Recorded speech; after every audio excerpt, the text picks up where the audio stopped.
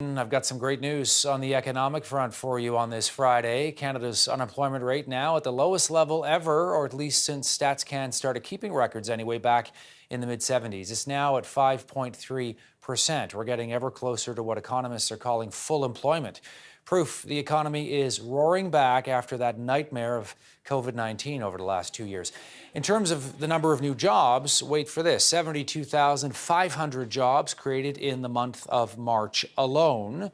Employment increasing in both goods sectors, service-producing sectors, right across the board, really. Much of it concentrated in Canada's two biggest provinces, population-wise, of course, Ontario and Quebec. Bryan Borzykowski is an independent business journalist. He's joining us today from Manitoba. Bryan, good to see you. A 50-year low, basically, for unemployment. Your reaction?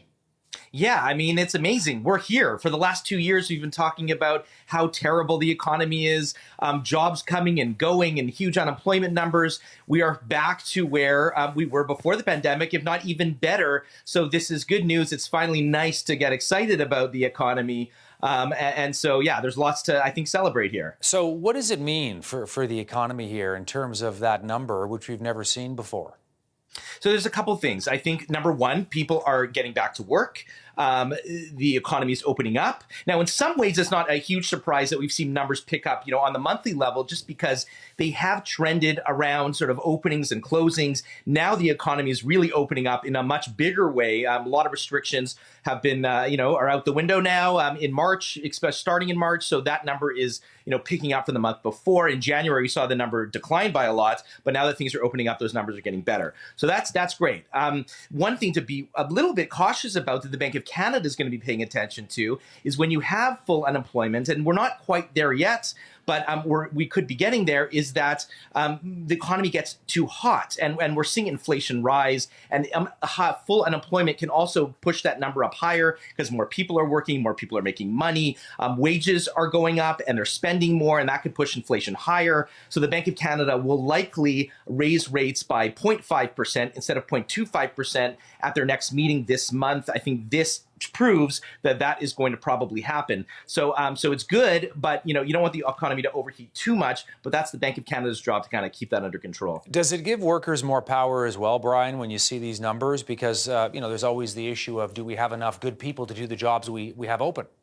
Yeah, and that's right. And we've talked about labor shortages before. There are still labor shortages, and there are actually labor shortages in food and accommodation services, which has really been hit by the pandemic. That's still down by about 195,000 employees. So that's not back to where it was in the pandemic, but people have moved on to other jobs. So even though that number's lower, there's still sectors where they can't find employees, and that's going to make it more competitive, and people will be able to command more of a salary. And that's I think what we've already been seeing in some sectors, and that probably will continue across the board.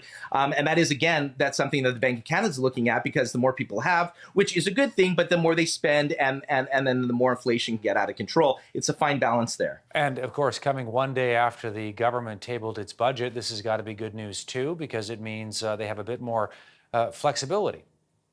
That's right. I mean, that's exactly what we saw from the budget, is that the deficit has come down significantly over what was projected just in December, from about $144 billion to $115 billion, in part because we've seen revenues increase. They're collecting more taxes. That's because of commodities. Oil prices have risen, but also because more people are working, more people are going to be paying taxes. So the projections for next year, fiscal year, about $53 billion, is also lower than where they expected, just because the economy is doing well. They'll get more tax revenue. So that is a good thing for the deficit and for the economy overall. Bryan, always good to have you, and I appreciate you taking the time from Winnipeg to be on the show. Thank you.